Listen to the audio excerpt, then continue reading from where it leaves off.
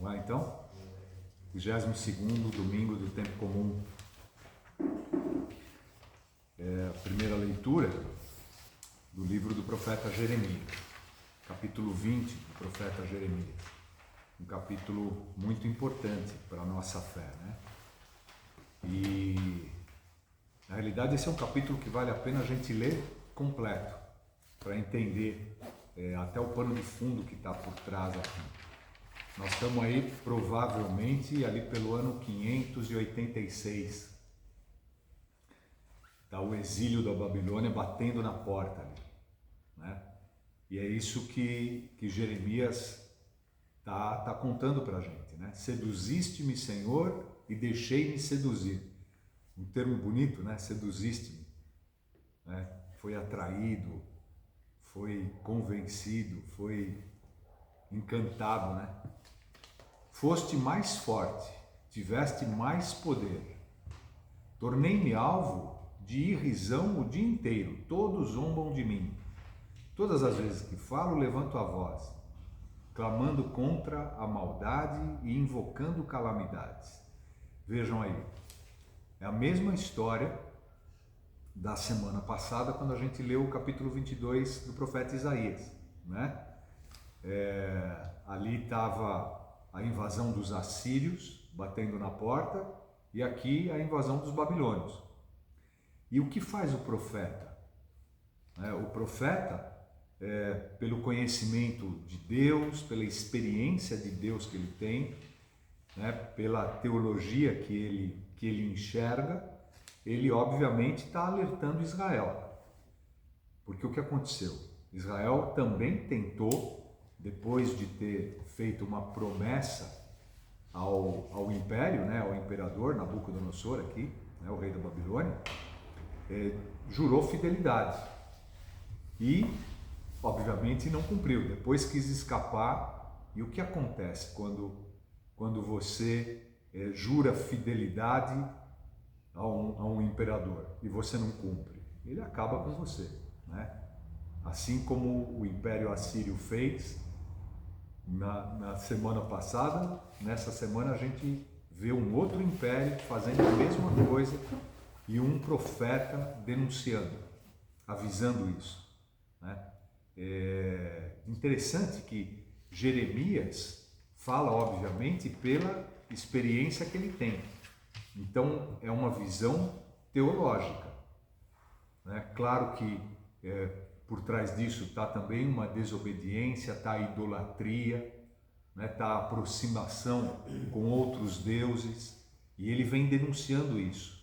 Claro que o aspecto histórico, político, tem outro sentido, né? Um povo que jurou fidelidade a um império e não cumpriu, obviamente vai ser destruído. E aí Judá, o reino de Judá, praticamente já estava todo destruído, né? A Síria já havia destruído, né? E aí vem Nabucodonosor e termina com Judá. Então esse é o pano de fundo e é isso que ele está denunciando. Agora, interessante que ele diz: todas as vezes que eu falo e levanto a voz, clamando contra a maldade e invocando calamidades, a palavra do Senhor tornou-se para mim fonte de vergonha e de chacota o dia inteiro. Vocês lembram, né? O quanto Jeremias sofreu, o quanto Jeremias foi explorado por causa dessa denúncia. Ele botava o dedo na ferida e obviamente sofreu consequências terríveis, né? E ele dizia isso, sentia na carne, chacota o dia inteiro. Aí ele diz: não quero mais lembrar-me disso, nem falar mais em nome dele, em nome do Senhor Deus, né? Não quero mais. Aí o que ele sente? Uma coisa linda. Senti então dentro de mim um fogo ardente, a penetrar-me o corpo todo. Desfaleci, sem forças para suportar. É a atitude de fé, né?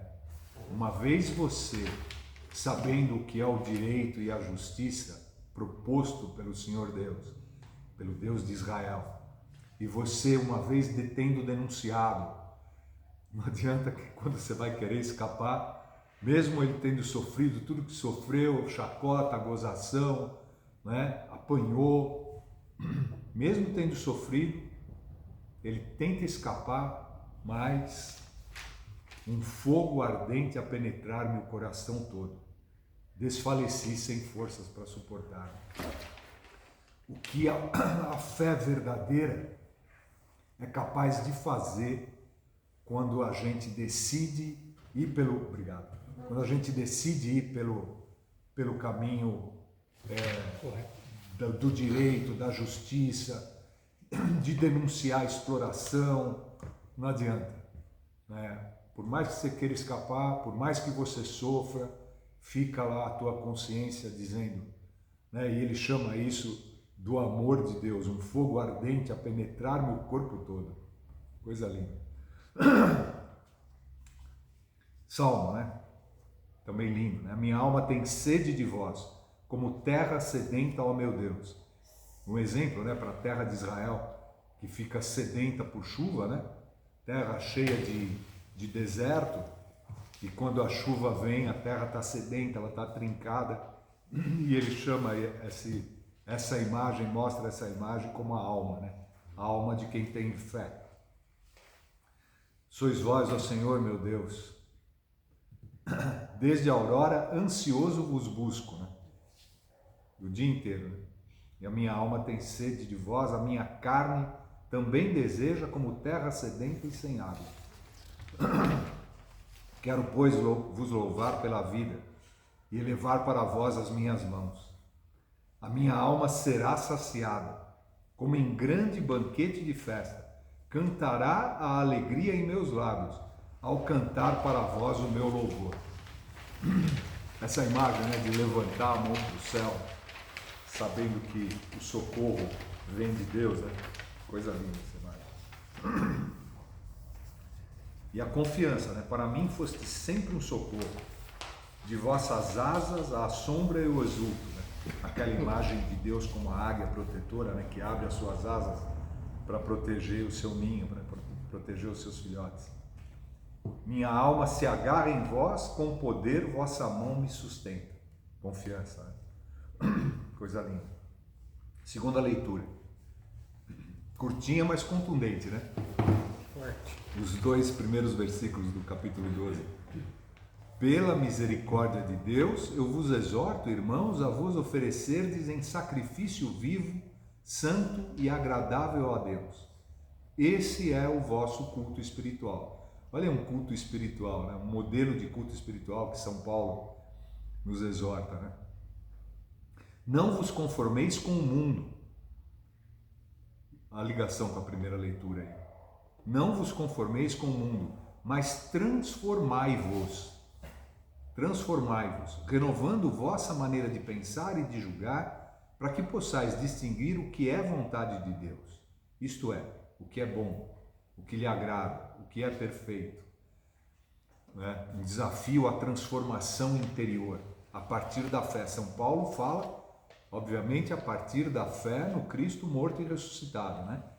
Os primeiros textos, provavelmente, do Novo Testamento foram escritos por São Paulo. Ele começou a desenvolver essa ideia. Carta aos Romanos toda.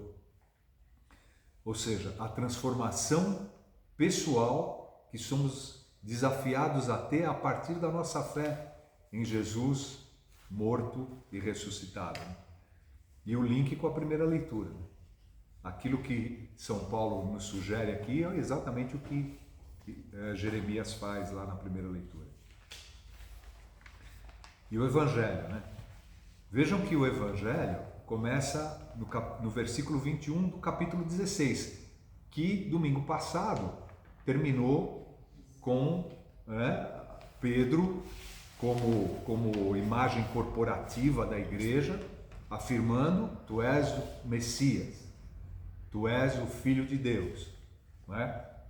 E Pedro voltando, né? Sempre a gente deve se lembrar de Pedro como a igreja, como a comunidade dando uma resposta. E aí o que acontece na sequência? Então, ele anuncia o Messias, até o versículo 20 da semana passada, o Messias que vem da família de Davi, vem da origem de Davi. Então o Messias da descendência humana e o Filho de Deus, né? Jesus é teológico, né? Jesus é Filho de Deus, o próprio Deus, né? E aí Jesus começou a mostrar, ele faz o primeiro anúncio da paixão a seus discípulos que devia ir a Jerusalém e sofrer muito da parte dos anciãos, dos sumos sacerdotes e dos mestres da lei, e que devia ser morto e ressuscitar ao terceiro dia. Essa é a ideia do Messias sofredor. Vejam, o Messias sofredor é aquela ideia do Messias do judaísmo, do Messias judeu, né? A imagem do Messias que não deveria sofrer. Seria o Messias guerreiro que vinha para quebrar e arrebentar com tudo. E Jesus começa a explicar que não. O Messias, né? O Messias que nós acreditamos, o Cristo, ele vinha para sofrer. Aliás, é exatamente essa imagem que Jeremias também anuncia, né? Mas Isaías, sobretudo, anuncia, capítulo 52, a partir do versículo 13, e todo o capítulo 53 de Isaías, que a gente lê, a gente proclama essa leitura na Sexta-feira Santa, né? O servo sofredor, a imagem do servo sofredor, que para o judaísmo, obviamente, é o povo de Israel, não é essa imagem que nós temos da leitura cristã, que nós cristãos fazemos da Escritura. Ou seja, aquele Messias anunciado e que a gente proclama na sexta-feira da paixão, é Jesus Cristo, né? É Jesus de Nazaré, é Ele. Então Pedro tomou Jesus à parte e começou a repreendê-lo, dizendo: Deus não permita tal coisa, Senhor, que isso nunca te aconteça. Ou seja, é a resposta que os judeus dariam, né? O Messias não pode sofrer, né? O Messias é um rei absolutamente vencedor, com a imagem humana, né? E olha a resposta que Jesus dá. Jesus, porém, voltou-se para Pedro e disse: vai para longe de mim, Satanás. Vejam que poucos versículos antes, domingo passado, Jesus dizia: bem-aventurado és tu, Pedro, Simão Pedro, porque não foi a carne nem o sangue que te revelou isso, mas o Espírito de Deus, né? E aqui, logo depois, Jesus fala para Pedro: vai para longe de mim, Satanás. Ou seja, ele está anunciando para os judeus que o nosso Messias, Jesus Cristo, é um Messias sofredor, sim. Ele sofre, ele passa pela paixão, morte, para poder ressuscitar, para poder nos remir, né? Para poder nos salvar. E Jesus dá essa resposta: tu és para mim pedra de tropeço, porque não pensas as coisas de Deus, mas sim as coisas dos homens, né? Então Jesus disse aos discípulos: se alguém quer me seguir, renuncie a si mesmo, tome a sua cruz e me siga. E a gente sempre faz aquela imagem, né, da sua cruz, do nosso sofrimento, né, do nosso sofrimento humano. Claro, tem esse aspecto também. Mas o que a cruz nos lembra, né? O que a cruz nos lembra? O Cristo erguido ao madeiro, né? E vejam, a gente tem essa proclamação nos outros três evangelhos, duas ou três vezes em cada um deles, né? Apesar que em São João fala que assim como Moisés levantou a serpente no deserto, o Filho do Homem deverá ser erguido ao madeiro, né? Elevado. Então essa ideia do Messias sofredor passa pela cruz. E é isso que está sendo anunciado, né? Então, pegar a nossa cruz significa também compreender o nosso sofrimento, que faz parte da vida humana, né? É humano, todos nós. Quem de nós ainda não sofreu? Quem de nós ainda não viu sofrimento? Quem de nós não teve gente muito próxima da gente que sofreu muito, ou nós mesmos, né? Então isso faz parte da realidade humana. Agora, a compreensão da nossa cruz também passa pela fé na cruz de Jesus, morto e ressuscitado. Então, quem quiser salvar a sua vida, vai perdê-la. E quem perder a sua vida por causa de mim, vai encontrá-la. A fé no Cristo morto e ressuscitado faz a gente encontrar sentido para a nossa vida, né?